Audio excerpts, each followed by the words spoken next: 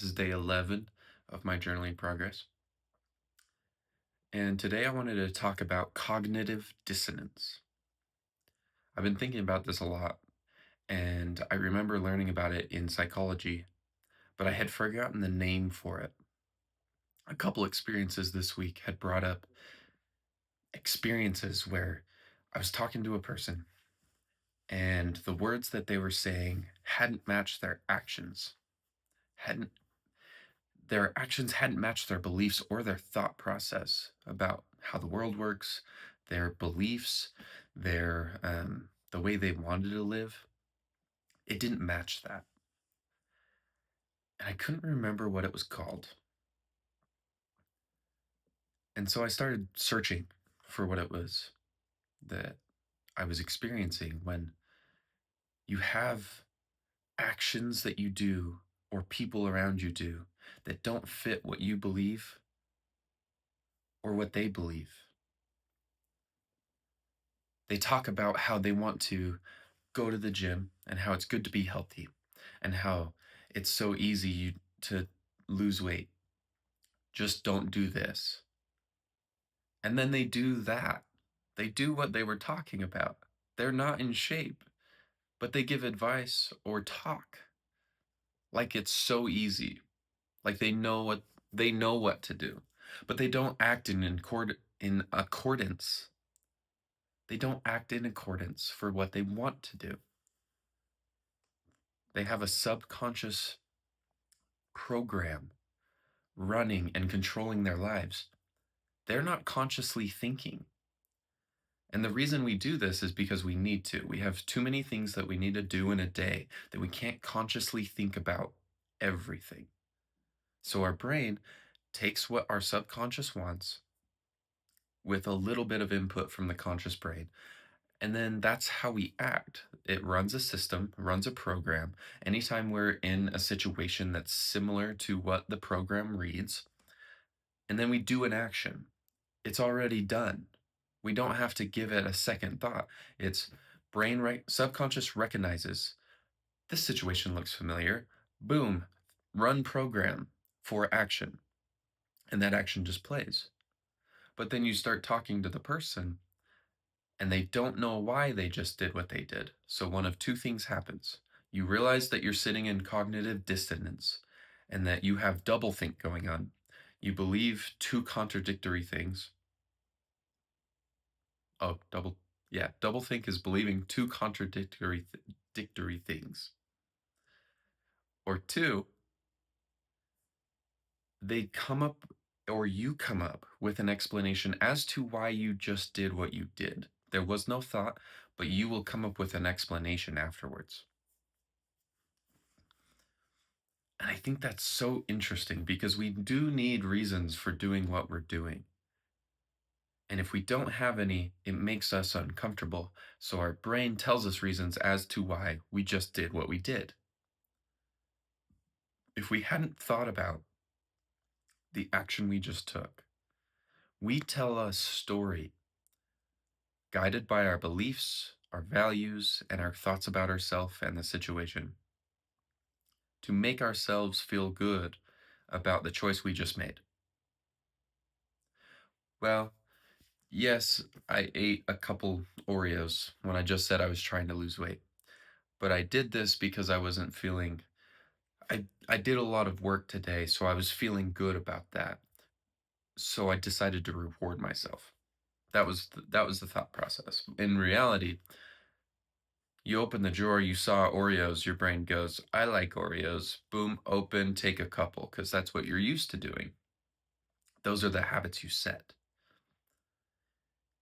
And when you take this view of the world that you're running a program that generally fits the situation that you're in so that your brain doesn't have to waste power thinking about every action and what it needs to be,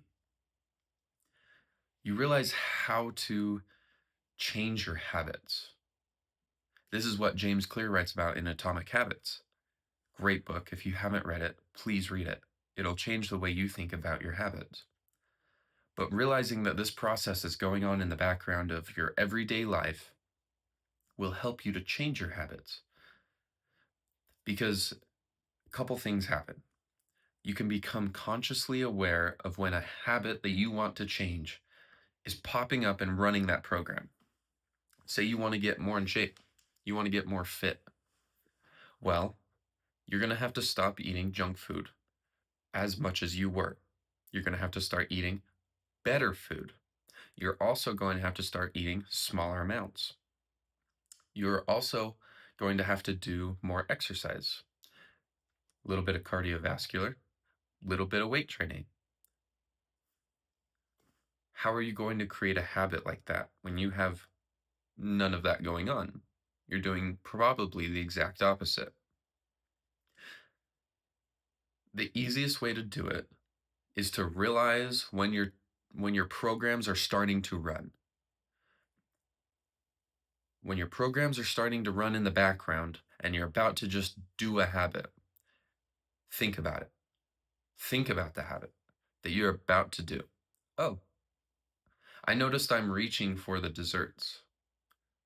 Oh, I noticed I'm reaching for second helpings. I haven't even considered if I'm full or how I'm feeling. Just the act of noticing brings you out of your subconscious framework, brings you out of that subconscious program, and brings it back to your conscious mind where you do the thinking. Just because you noticed it. Okay, I noticed I wanted dessert. I noticed I wanted a dessert, but I reached for 5 Oreos. I'm just gonna have two. That's a huge difference. That's a ton of calories, hundreds of calories difference, hundreds of tens of grams of sugar less. That is progress to a healthier, more fit you. But if you would have let the program run underneath your conscious mind, you wouldn't you wouldn't have accomplished your goal because you were running on autopilot. And to change a habit, you take yourself out of autopilot and slowly start building goals in the direction you want to. So that when you do run on autopilot, you are running on autopilot with goals in mind. The actions that you will autopilot, it's going to push you towards that direction. Like I go to the gym multiple times a week. I exercise multiple times a week.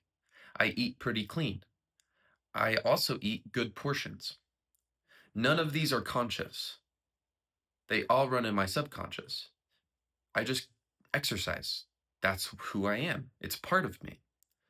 The same way as video games used to be a part of me. I would come home from work or school and I would play video games when I was done with the day. Now, I work on hobbies. I read. I do my laser engraver. I play with my dog. I hang out with my family. I hang out with my girlfriend. I go for a walk. I've changed what I did when I got home because I didn't want to run on autopilot. I was wasting time and I'd get to the end of that action. I'd get done playing video games for a couple hours and not remember choosing to play video games. That's just what I did. So I changed who I thought about myself. I changed what I thought about myself and I envisioned the person I wanted to be.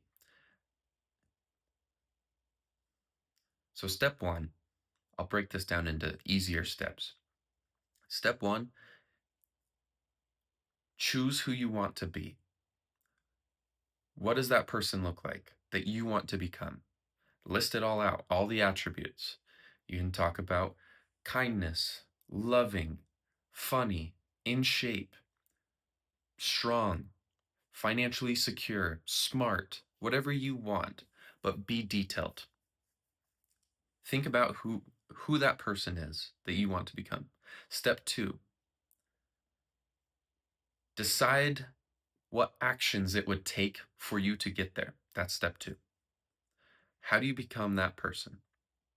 Step three, become consciously aware of the activities you need to do. Take step two and now overlay it with your life. What has to go? Yes, you can start a business. Yes, you can have better relationships. Yes, you can get in more shape. You can get in better shape. You can get healthier. You can get stronger. You can get funnier. But it takes time and it takes effort. You can't do all those things and still play video games for hours a day, stay on your phone for hours a day, unless it's working towards those goals. You can't waste time. You can't eat unhealthily all the time and in large quantities. You can't do all of these things and still achieve those goals and become the person you want to be. So that's step 3. Notice where your life and the person's life that you want doesn't match, and then cut the fat. And step 4 is start to change your habits with the process we talked about before. Consciously notice and then choose the actions that the person you want to become would choose. What does you tomorrow want you what is you tomorrow going to be proud that you today did for them? Because every single yesterday made us who we are today. And some of us don't choose what we do in a day, but it's choosing who we are. It's a token towards the person we are becoming. And if you push that arrow in the direction of becoming a better person, of who you actually want to be, a person that has done what you actually want to do, you're going to see that over years, you're going to be that person. You will be that person. But if you sit in inaction, if you sit in fear, if you sit in complacency of being comfortable and who you are already, and you're complacent, you are putting effort towards not becoming you, becoming who you are, and probably worse. You're going to stay where you're at and probably go backwards because you're not thinking. You're like a boat without a rudder and without a sail. You're getting tossed around by the waves. Wherever the sea wants to take you, that's where you're going. Changing our habits gives us steering power. It gives us a motor and it gives us the power to steer. Yes, the waves are still going to push back against you. That's what life is. There are things out of your control that are going to throw you through a loop. It's just what happens. But who you are can help you deal with that. And you're going to avoid so many more negative things because you can have a little bit of power. You can be a boat in the middle of the ocean, but you have a motor to push back against the waves and go the direction you want to. And in calm times, it's easy. In hard times, it's a little bit easier because you have done the things to be emotionally secure for this, to handle that. You're physically strong. You're physically healthy. You're mentally healthy. Your life will get so much easier if you can do these things. But you've got systems working against you. So rewrite the systems, rewrite those programs, and update the software. Quit running the apps that hurt you. Quit running those programs. They're hurting your life, and you don't want it. You don't want it. We talk about what we want to accomplish, and yet there's no thoughts on what is causing our actions. I want to get in better shape, but when I get home from work, I sit on the couch, I turn on the TV, and I grab a bag of chips. All 3 of those things are harmful to you, and they're harmful to your goals. And if I asked you about them, you would say you want to get in shape and you want to get healthy and you want to get fitter. And if I pointed out how that is not conducive with the lifestyle you want to live, it'd open your mind. I try to think about decisions I make and why I make them because I don't want to be caught unaware and have to tell myself a story on the back end. Why did I do that? Oh, it's because of this and this and this. Okay, but did I choose to do that? Have I set up systems in place that I like that action and it is pushing me to one of the goals or aspects of my life that I want to have happen? And if the answer is no, I try not to make that action again. And I try to redo those programs so that I can achieve what I want to achieve. I can become who I want to become. Because my conscious mind cannot think about every single decision, movement, and idea that I have in my head every single day forever. It's a lot of energy. And there isn't a step up in energy to bring these programs. There's a step up in energy to bring these programs into your conscious mind. And that's why people mostly don't do that. It's a little bit harder than just going along with the flow. It's going to be a little harder going for a walk after dinner. It's going to be harder to think about, do I actually want, it's going to be harder to think about, do I actually want this second plate of food and this fifth Oreo? The answer is no, but the thought process in breaking that pattern is much harder than people give it credit for. But even just the act of noticing helps push you in the direction you want to go.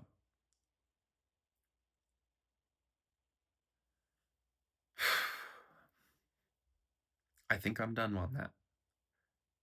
I think that if you can notice your actions and question why you're doing them, and cut out the ones that are not conducive with the person that you want to be and the life you want to live, you will become the person you want to be, and you will live the life that you want to live. But you got to put more effort into it. You've got to try to notice what is not working and what is actually hindering you from making progress on your goals, and choose your actions. Quit being a viewer of your own life and choose what you want to do. Choose how you want to act in that situation, how the person you want to become is going to act in that situation. Choose that. Choose that thought. Choose that action. Quit being a viewer in your own life. This isn't a movie. This is a video game. You're the player. Everything happens because you make actions. Don't play on NPC mode. Don't be just a program. Choose the programs you want. Be more. And your life will improve dramatically. Your progress on your goals will improve dramatically. Go get it. I believe in you. Merry Christmas. I'll see you guys tomorrow.